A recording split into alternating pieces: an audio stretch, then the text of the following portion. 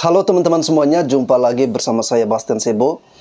Ada salah satu netizen yang saya duga ini berasal dari Malaysia, dan dia memberikan komentar, dan di situ saya akhirnya berpikir bahwa komentar dia ini saya tidak perlu membalas di kolom komentar, tetapi saya harus memberikan atau membuatkan sebuah konten di mana di sini saya mau menjelaskan, karena yang saya khawatirkan apa yang dia pikirkan, ini dipikirkan oleh sebagian netizen juga.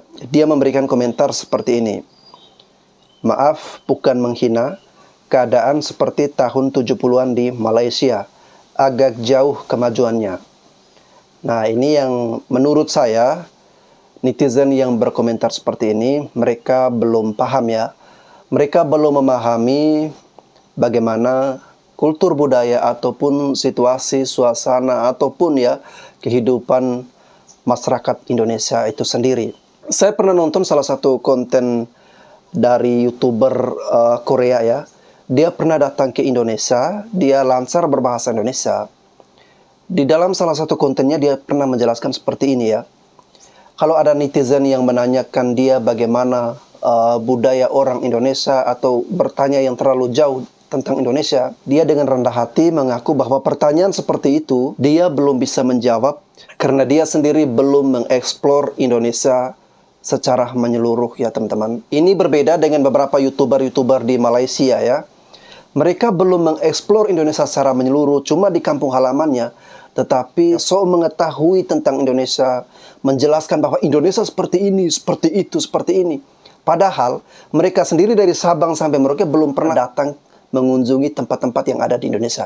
Jadi kalau kita belum paham benar tentang Indonesia, belum paham benar tentang kultur budaya dari Sabang sampai Merauke, jangan asal kita menjelaskan kepada orang-orang, jelaskan kepada bangsa lain atau bangsa luar dengan pemahaman kita yang sempit. Karena Indonesia itu tidak sesempit yang kita pikirkan, dan tidak gampang untuk mendefinisikan Indonesia secara singkat karena begitu banyak keanekaragaman yang ada di Indonesia. Kita ini ingat berdiri di atas berbagai keberagaman, perbedaan, dan jangan asal menjelaskan tentang Indonesia kalau kita cuma berdiam di dalam ruang lingkup wilayah kita, yang itu belum tentu sama dengan wilayah-wilayah di daerah Indonesia lainnya. Nah teman-teman, kembali ke pertanyaan netizen tadi ya.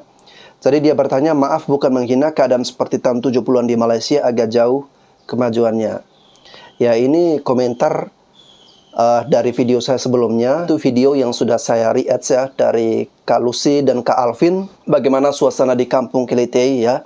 Dan di video itu akhirnya muncul komentar seperti ini. Dan ini saya perlu meluruskan bahwa keadaan di kampung sana ya seperti itu, masih alami seperti itu, masih asli seperti itu. Tetapi itu bukan berarti kita jauh tertinggal. Apalagi disebutkan kalau mirip tahun 70-an ya. Sebagai orang yang kecil besar di sana, jadi saya tahu ya. Kami di NTT, khususnya di Kabupaten Ngada ya, ada tempat seperti tempat perkampungan atau rumah-rumah adat.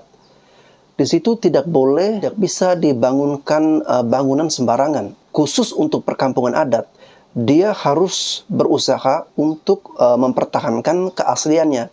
Tidak boleh misalnya di perkampungan adat, tiba-tiba ada rumah 2 lantai di situ. Tiba-tiba ada bangunan seperti Alfamart atau bangunan mall di situ. Nah, itu tidak boleh. Jadi perkampungan adat itu tidak sembarang dibangun bangunan di situ, kecuali yang keluar dari area atau perkampungan adat. Nah, yang netizen ini komentar saya bisa memahami, karena yang view dari video itu adalah tentang suasana di, kalau kita di sana sebutnya lokasao ya. Loka berarti halaman dari perkampungan adat ini, di mana halaman perkampungan adat ini digunakan atau dijadikan untuk acara-acara atau seremonial adat. Dan di areal perkampungan ini seperti yang saya jelaskan tadi, itu tidak boleh sembarangan dibangun bangunan beton. Lalu ada juga komentar dari netizen yang mereka merasa aneh bahwa tidak seperti di Malaysia mudah ditemukan mobil walaupun di perkampungan ada kendaraan. Tetapi di video kampung yang saya tampilkan itu tidak ada mobil, tidak ada kendaraan. Jadi begini ya teman-teman, tidak seperti yang kalian pikirkan ya. Lagian juga konten seperti itu saya memang menampilkan tentang suasana kampung adat dan budaya di sana. Bukan mau saya pamerkan mobil-mobil warga, kendaraan-kendaraan warga. Untuk apa? Saya bukan konten untuk memamerkan harta benda seperti itu. Saya bukan konten mau memamerkan bahwa kami punya gedung ini, punya bangunan beton ini, punya mobil ini, punya motor ini, harta ini, emas sekian. Buat apa? Warga di sana itu masing-masing rumah punya paling tidak minimal kendaraan sepeda motor itu ada. Kalau mobil mungkin ada beberapa rumah yang ekonominya bagus itu mampu membeli mobil, atau ada juga yang memiliki mobil pick up.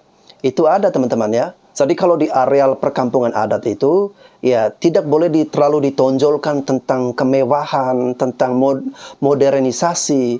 Jadi memang harus alami seperti itu. Kecuali area yang sudah agak keluar dari perkampungan adat ini, nah di situ boleh kita mau membangun rumah, membangun bangunan apapun, punya harta benda apapun, itu terserah kita. Nah, kalau kemarin kampung yang saya tunjukkan itu adalah kampung yang sudah rumah adatnya itu sudah beratap seng. Tetapi ada kampung-kampung khusus di kabupaten saya. Itu tidak boleh atapnya itu diganti pakai genteng ataupun pakai seng ya teman-teman. Jadi benar-benar harus dari alang-alang dan juga dari bambu. Baik teman-teman di Indonesia maupun di Malaysia ya. Saya akan menunjukkan sebuah video lagi agar teman-teman bisa paham bahwa kita di sana ada beberapa perkampungan-perkampungan adat yang itu tidak boleh dirubah, dan saya akan menunjukkan video itu kepada teman-teman semua agar kita di sini bisa memahami.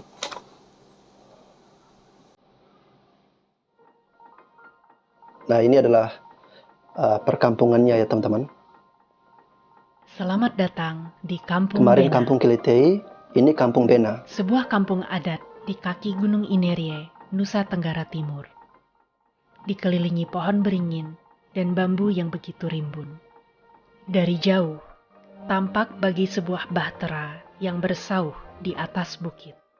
Kampung ini sungguh membuktikan kearifan leluhur yang berhasil menciptakan sebuah kampung yang dapat berdiri kokoh selama lebih dari 1000 tahun. Nah, teman-teman lihat sendiri kan? Pondasinya terbuat dari batu-batuan besar yang menurut cerita rakyat dibangun dengan bantuan seorang raksasa, sehingga bebatuan bisa ditumpuk dengan rapi.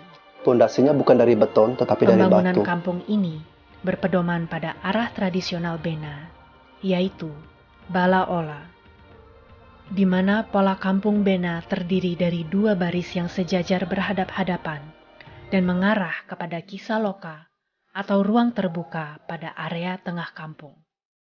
Kampung ini juga dibangun dengan mempertahankan bentuk asli tanah, sehingga keseluruhan kampung nampak berundak-undak. Di dalam kampung ini terdapat 43 rumah adat yang dihuni oleh 9 suku. Dan semua warga hidup di dalam rumah-rumah adat yang disebut Sao. Sao memiliki nilai dan jiwa yang tersimpan di dalamnya. Setiap atap rumah yang mengerucut ke atas melambangkan pujian pada pencipta. Dari keseluruhan Sao, terdapat 2 jenis rumah yang memiliki bentuk khas, yaitu rumah yang disebut Sao Sakapuu, yang mewakili leluhur kaum wanita, dan Sao Sakalobo yang mewakili leluhur kaum pria. Di dalam struktur adat yang menganut sistem matrilineal, Sao Sakapuu berada pada posisi tertinggi dan menjadi pemimpin dari rumah-rumah adat lainnya. Sao Sakapuu dan Sao Sakalobo selain memiliki fungsi sebagai tempat tinggal keluarga, terdapat pula ruang inti bernama One yang berfungsi sebagai ruang suci, di mana roh para leluhur tinggal dan menjaga para anak cucunya di dalam rumah tersebut. Sao sungguh-sungguh mencerminkan suatu kesatuan keluarga. Dalam pembangunan dan perawatan kampung, masyarakat Bena percaya akan daya-daya roh leluhur yang dikenal dengan Morigae. Upacara-upacara adat perlu dilaksanakan dalam proses membangun sebuah Sao, agar menjalin hubungan baik dengan Morigae, sehingga warga terlindungi dari musibah. Pembangunan dilakukan melalui gotong royong dari warga kampung. Keistimewaan Sao Kampung Bena juga terletak pada kenyataan bahwa ke-9 suku kampung ini tidak bisa dipisahkan dari monumen-monumen yang terdapat di halaman depan rumah, yaitu sepasang ngadu dan baga. Baga merupakan monumen lambang roh leluhur perempuan yang berbentuk seperti ruang inti pada sebuah sao yang disebut one. Sementara ngadu merupakan monumen ritual adat yang berbentuk seperti payung dan merupakan lambang roh leluhur laki-laki. Apapun yang terjadi pada bangunan-bangunan suci ini akan berdampak juga bagi warga di Kampung Bena. Jika ada seseorang yang mengalami musibah atau sakit, maka ada kemungkinan terjadi suatu kerusakan pada salah satu sao, baga, maupun ngadu. Sehingga, untuk menyembuhkan orang yang terkena sakit, rumah juga harus disembuhkan dengan cara pemugaran atau perbaikan. Inilah yang membuat orang Kampung Bena senantiasa terikat pada kampungnya. Maka, ada sebuah kearifan yang tersirat, yaitu janganlah kita sampai melupakan leluhur dan asal-usul kita. Rumah bukan sekedar bangunan, karena ada jiwa di dalamnya.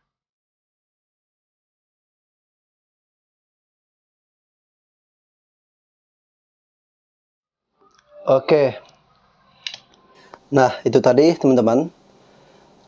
Saya berusaha menunjukkan kepada teman-teman dengan penjelasan saya bahwa ada kampung-kampung tertentu di Nusa Tenggara Timur yang itu tidak boleh dirubah ya, tidak boleh dibangun bangunan sembarangan, dan itu harus tetap mempertahankan keasliannya.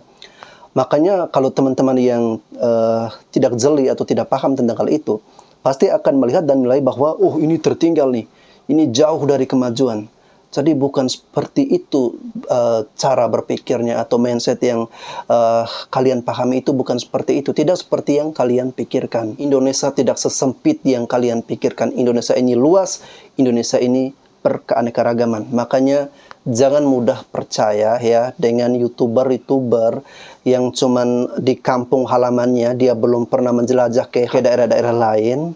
Tetapi bacotnya, ngomongnya itu sudah paling mengerti, paling paham tentang Indonesia dari Sabang sampai Merauke. Oke, terima kasih dari saya Bastian Sebo. Sampai jumpa lagi di episode berikut.